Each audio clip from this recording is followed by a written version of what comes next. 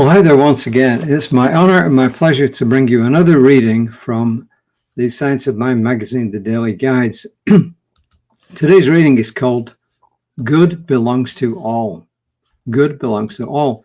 First quote is from Frederick Bales. He was very well known in the New Thought, and especially the Science of Mind movement in the 20th century. He was born in the late, 1890s and lived to 1970. He was well known to Ernest Holmes and lots of other figures around there. He's written quite a few books, actually. And he says, there is such a thing as the habit of success. The awareness of power grows with use. There is such a thing as the habit of success. The awareness of power grows with use. And I can say some friends who always,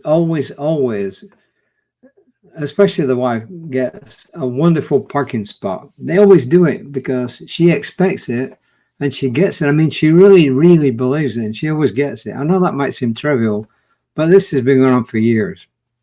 And then we've got other friends who always expect the bottom to drop out, and guess what happens? The bottom drops out. But here we're talking about the good, and not just good for ourselves, but good for everyone. So here we go.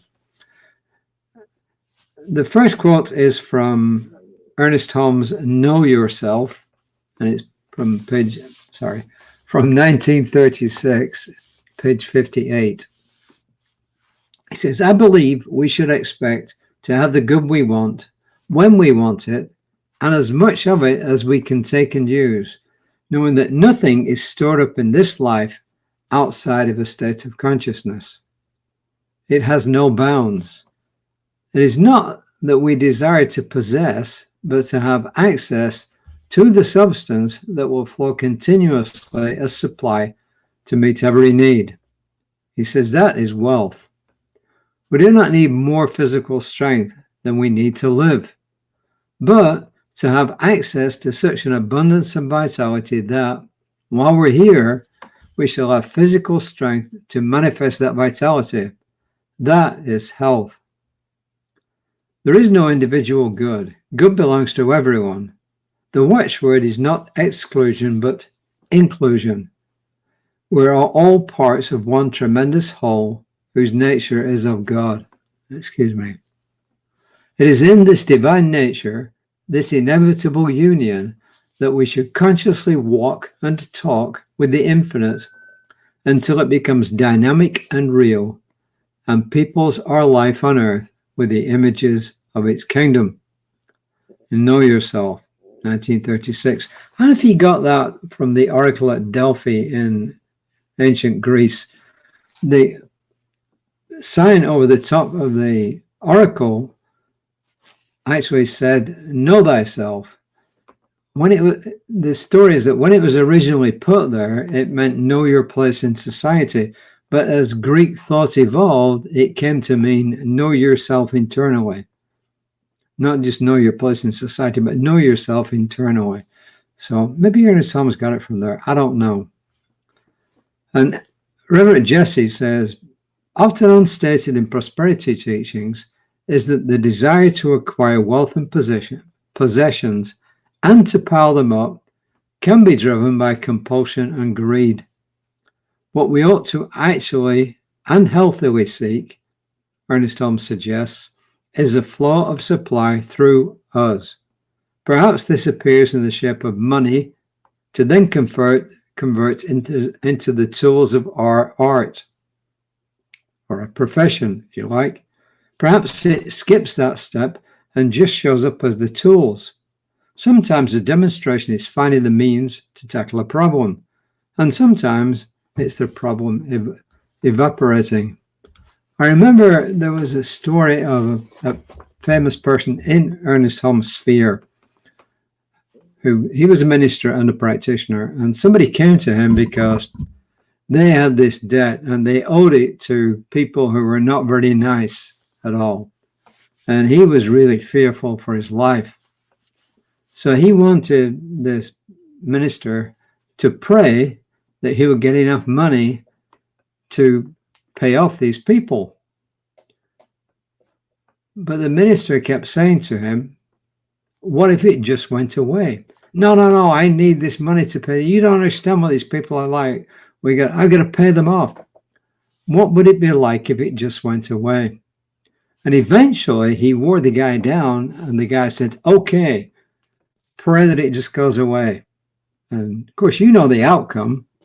It just went away. He didn't get the money to pay it off, but the problem went away. I forgot. Or I don't think it actually said how it happened, but I've forgotten anyway. So that is a story of, looking at the problem in a different light, and also holding things in a different light. So, for instance, you could actually want, for instance, a brand new car, and you want that car. But what happens if you say, please provide the perfect car for me? You will get the car that's perfect for you. It may or may not be the one that you've been thinking about, but I can assure you that if you change the way you look at the situation, then the situation itself will change, and you will truly get what's best for you and what will make you happiest. But as Ernest Holmes also pointed out, it isn't just for our good. We don't acquire things just for the sake of acquiring them, but we actually acquire them so that we can live a better life. And by living a better life, we can help other people to live a better life too. So that's the real message here, that good belongs to everyone. So I rightly accomplish and prosper as I persistently keep my desires in accordance with God's nature. And God's nature there is good for everyone. That's what he means. I rightly accomplish and prosper as I persistently keep my desires in accordance with God's nature.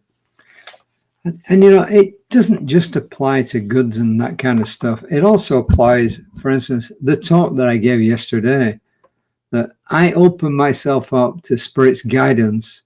And when I did, I was going to go off in this direction, but because of the guidance I got, I went off in that direction. The two books that I was going to use as the basis for my talk yesterday, sermon if you want to call it that, I didn't use at all. I used other material from what I'd learned, material from research that I did, and also a book from Ernest Holmes, but it was a completely different book. So the amazing thing is that when you are prepared to let go and let God, wonderful things happen. And when you're prepared to let that good flow through you to others, even greater things happen. So my colleague, Reverend Lisa Ryan, will be on Facebook on the Creative Life Spiritual Centers page tomorrow about 9:15 live. I will be back tomorrow evening on whatever social media you saw me, somewhere on about 5-ish. Tuesday, I think 5 o'clock, but life gets in the way.